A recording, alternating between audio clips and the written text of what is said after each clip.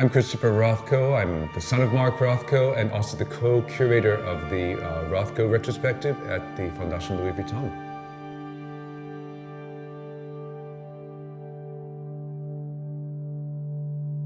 Many people don't realize that my father painted in a figurative style for nearly 20 years. One of his last paintings in this style is a nude from sometime around 1938 or 1939. This period remained important to him throughout his life. So even after he had been an abstract painter for more than 20 years, this nude continued to hang in my parents' bedroom. And my mother was particularly fond of this painting, and she referred to it as the girl with the pointed ass.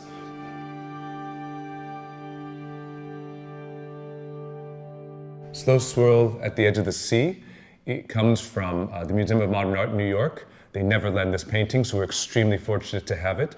This painting was extremely important to my parents. It was actually one of the first paintings my father sold during what was coming in to be the maturity of his career. And it went to an important museum, but in fact, he traded a later painting to have this painting back, and it hung in our living room when I was growing up. It was a painting that he made shortly after meeting my mother, and in fact, it depicts the two of them standing on the beach next to one another, or perhaps not standing, perhaps dancing.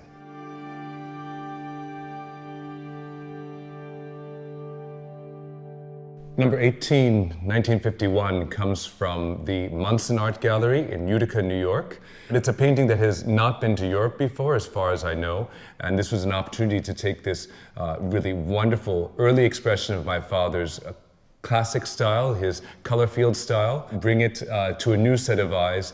I particularly love the way my father uses the color white. He's typically known for his red, but for me, his whites are always filled with mystery and invitation to travel beyond ourselves, and this is a great early example of that.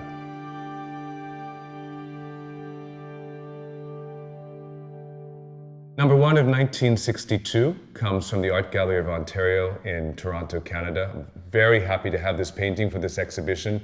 It is rarely, if ever, been seen in Europe, and it is one of my favorite Rothko paintings from any period of his career. This painting, I think, is unique in the amount of movement you see in the painting. Some of the color fields come out towards us, others of them seem to recede back into the canvas, and the white band, which is not that large, just radiates with light in an otherwise darker painting. It's a mysterious area that invites us to travel well beyond the confines of this canvas, hopefully someplace that speaks to us very directly.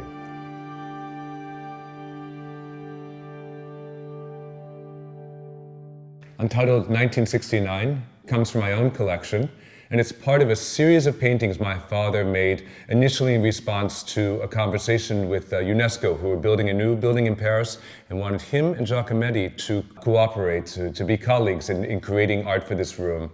The commission never happened, but my father adopted a new style and a new color scheme in order to both think about the room, think about the interaction with Giacometti, but also think about a new way to approach his viewer at a very late point in his career. This particular painting, for me, is one of the strongest of this series, and we believe it's the first. Many of the paintings in this series have a white border that he introduces. This one has a white border that, in fact, he has painted over, and that's why we believe it's the first, because he thinks about this white border, but he's not quite ready to go there yet. White border doesn't sound like a very important piece, but in fact, it really changes the way we interact with the painting.